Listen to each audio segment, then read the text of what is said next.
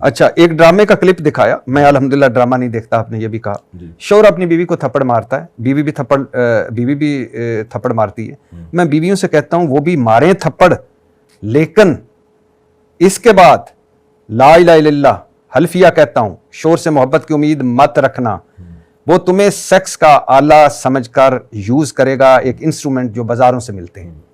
पूरा बयान मेरा ये है कि एक ड्रामे में दिखाया शौहर ने बीवी को थप्पड़ मारा। जी जी। फिर मैंने कहा ये 100% गलत किया उसने। जी जी। नहीं मारना चाहिए बीवी को थप्पड़, लेकिन अगर उसने गलत किया है तो उसकी गलती पे ये जवाब के बीवी भी आगे से थप्पड़ लगा दे, ये तरीका ठीक नहीं है। इससे क्या हो रहा है, ड्रामों में खवातीन को शौहर के मुकाबले में जरी किया जा रहा है। मैं उस थप्पड़ को अप्रिशिएट नहीं कर रहा, मैं कह रहा हूं उसका किसी और तरीके से आप इलाज। अव्वल तो ये दिखाई नहीं है सीन कि बीवी को आप थप्पड़ मार रहे हैं, आप कितना उसको 100 दफा वो करेंगे, लोग सीखेंगे थप्पड़ मारना बीवी को। लेकिन उससे भी बड़ी गलती है कि बीवी आगे से थप्पड़ मार रही है। तो आपका क्या ख्याल है, बीवी शौहर को थप्पड़ मारे तो वो क्या करेगा? आपका क्या ख्याल है, अगर मैं अपनी बीवी को थप्पड़ मारूं तो वो कहे अल्हम्दुलिल्लाह माशाल्लाह? मैंने ये तो नहीं कहा, लेकिन मैं भाभी से ये जरूर कहूंगा कि जवाब में आप थप्पड़ ना मारें, किसी और तरीके से समझाएं, अपने भाइयों को बताएं, कुछ भी करें, केस करें उसके खिलाफ, वो एक अलग बात है। लेकिन आगे से बीवी जब थप्पड़ मारेगी ना, तो उसका जो रिजल्ट, जो उसके जो मनफी पहलू सामने आएगा वो बहुत खतरनाक होगा। तो इससे कोई सोसाइटी में फायदा होने वाला नहीं है। और ड्रामा दोनों चीजें गलत दिखा रहा है, औरत का बीवी को थप्पड़ मारना भी, और उससे बड़ी गलती ये दिखा रहा है कि बीवी भी शौहर को थप्पड़ मार रही है। और अगर कभी ये हो, खुदा ना खास्ता ना हो, लेकिन एक खावंद बीवी को थप्पड़ मारता है तो बीवी क्या करे? बीवी अपने वालिद को बताए, अपने रिश्तेदारों को बताए कि इसने मुझे नाक थप्पड़ मारा है, वो उसको पनिशमेंट दें, वो जो भी करें उसके साथ उसको समझाएं। उसको अपने खावंद या ने थप्पड़ मारा, वो अपने वालिद के पास गई, भाइयों के पास गई, तो फिर क्या आपको शौहर मोहब्बत करता नजर आएगा उसके साथ? जब गुस्सा ठंडा हो जाएगा ना उसका, 20 लोग उसको समझाएं या कोई भी शख्स उसको जब समझाएगा, तो इस बात का बहुत ज़्यादा इम्कान है कि उसको निदामत हो। और ये हुआ है हमारी सोसाइटी में, कोई अचंभे की बात नहीं है, बहुत दफ़ा हुआ है। शौहर ने मारा बीवी को, शिकायतें गई, ख़ानदान ने समझाया। मेरे दोस्त हैं, उन्होंने अपनी बीवी को थप्पड़ मारा, कह रहे हैं मेरी बीवी ने मेरे वालिद को बताया, मेरे वालिद ने रख के एक और अपने बेटे को थप्पड़ मारा कि क्यों कर रहा है ये। हम लोग को अंग्रेज थोड़ी हैं कि ईदी सेंटर से दरियाफ्त हुए हैं, और ना हमारा बाप ना हमारी माँ। औरत जब शादी होकर आती है पूरा ख़ानदान होता है, तो वो भी देख रहे होते हैं कि हमारा बेटा हमारी बहू के साथ जुल्म तो नहीं कर रहा। अंग्रेजों में होता है कि जब शौहर ने बीवी पे हाथ उठाया तो कोई पूछने वाला नहीं है पुलिस के अलावा। तो हम इस सोसाइटी की बात कर रहे हैं, यहाँ जब औरत आगे से थप्पड़ मारेगी तो केस बिगड़ेगा, बहुत डेंजरस होगा। चलो, शायद आपका यही एक्सपीरियंस हो। अच्छा, नहीं, आपका एक्सपीरियंस क्या है कि बीवी जब शौहर को थप्पड़ मारे तो बहुत जबरदस्त हालात सामने, एकदम शौहर रुक गया और आपस में मोहब्बत हो गई। बेगम इस्लाम में खून का बदला खून, थप्पड़ का बदला थप्पड़। आपका क्या है? बहुत अच्छी रिपोर्ट सामने आई। मेरा तो ये ख्याल है कि खामद को जब थप्पड़ मारता है तो बात उधर से बिगड़ जाती है। तभी हम उसको प्रोमोट नहीं कर रहे थप्पड़ मारने को, हम कह रहे हैं बात वहां से भी बिगड़ती है, उसको कंट्रोल करना आसान है, लेकिन बीवी जब आगे से रिप्लाई करेगी वो कंट्रोल करना मुश्किल हो जाएगा। इसको आप भी मानते हैं। आपने एक मरतबा कहा इमरान खान की इतनी मुखालफत करो जितनी क़यामत वाले दिन जवाब दे सको। मतलब यहूदी एजेंट कहने पर हिसाब देना पड़ेगा। रजू तो नहीं किया इससे? नहीं, क्यों रजू करूंगा? कोई भी जब आप किसी पे इल्ज़ाम लगाते हैं तो आपको सबूतों से उसको साबित करना पड़ेगा। आप समझते हैं इमरान खान यहूदी एजेंट है? नहीं, मैं नहीं समझता। तो फिर इसका मतलब मौलाना फजल रहमान को सजा मिलेगी? जो मौलाना फजल रहमान की बात, अब तो उन्होंने भी रुजू किया भाई आजकल। अच्छा, इमरान खान से आप मुलाकात हुई आपने, मैं वो भी सुना। और एक मरतबा ऑस्ट्रेलिया में किसी चर्च में भी गए थे तो उन्होंने तारफ़ कराया था कि ये वहाँ के आलिम दीन है जहाँ के इमरान खान है। इमरान खान बहैसियत इंसान और बहैसियत वज़ीर आज़म कैसे लगे आपको? देखिए, शख्सियतों के बारे में कोई यकीनी तबसरा करना जब तक किसी के साथ तवील अरसा ना गुजारा हो बहुत मुश्किल है।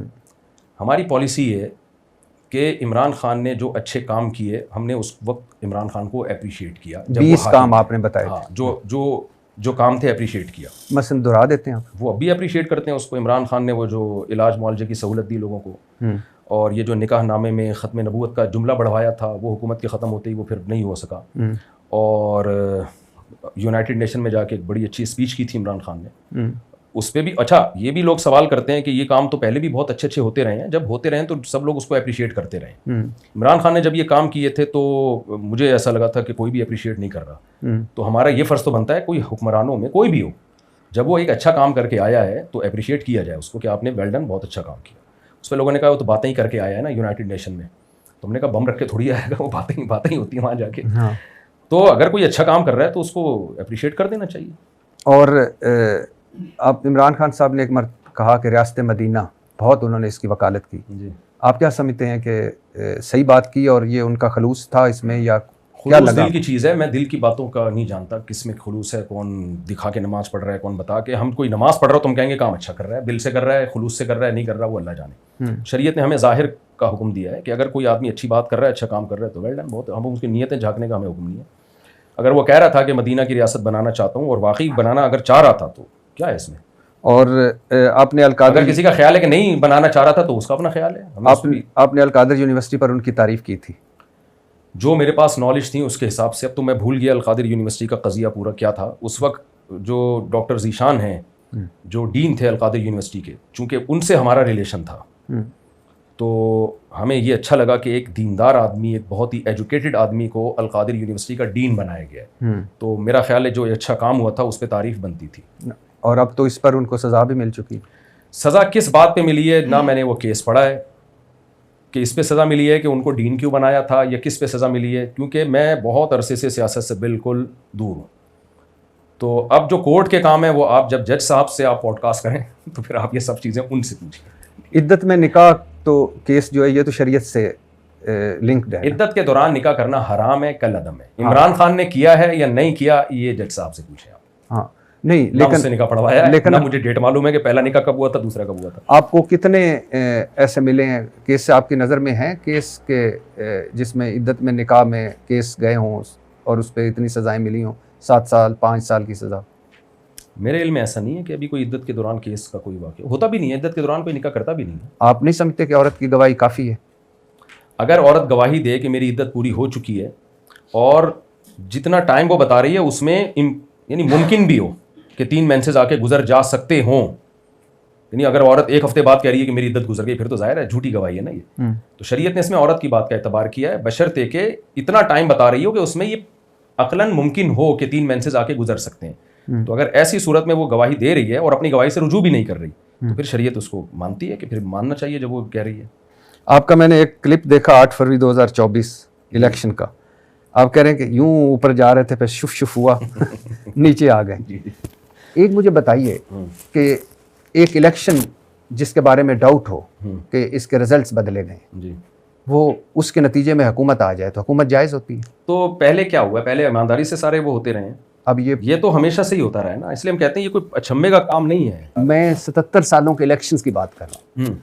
जो जाली इलेक्शन पे हुकूमत बनती है वो जायज़ है?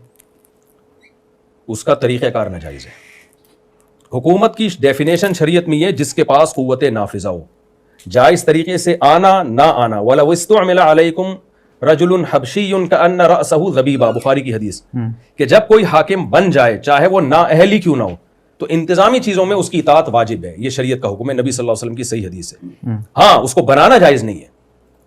तो हमारी जो शुफ सरकार है, इलेक्शन यूं करके यूं कर दिया उन्होंने, ये अमल गलत है, इसको कभी भी जायज़ नहीं कहा जा सकता। लेकिन जब कोई वज़ीर आज़म बन गया, बेशक इलीगल तरीके से बन गया, तो इंतज़ामी चीज़ों में, हर चीज़ में नहीं, जिन चीज़ों का ताल्लुक मैनेजमेंट से है उनमें हाकिम की इताअत करनी पड़ेगी, चाहे वो जरदारी क्यों ना हो। नहीं, आप जरदारी से 100 दफ़ा इत्तेफाक करें, हम भी करते हैं, लेकिन अगर मुल्क का सदर बन गया है, गलत तरीके से बना, जो गलत है उसको हम अप्रिशिएट नहीं करते। लेकिन जब एक बन गया, उसके हाथ में पावर आ गई है, तो फिर शरीयत कहती है कि आपने इंतजामी चीज़ों में इसको फॉलो करना। आपको आसिफ अली जरदारी से क्या एतराज़ है?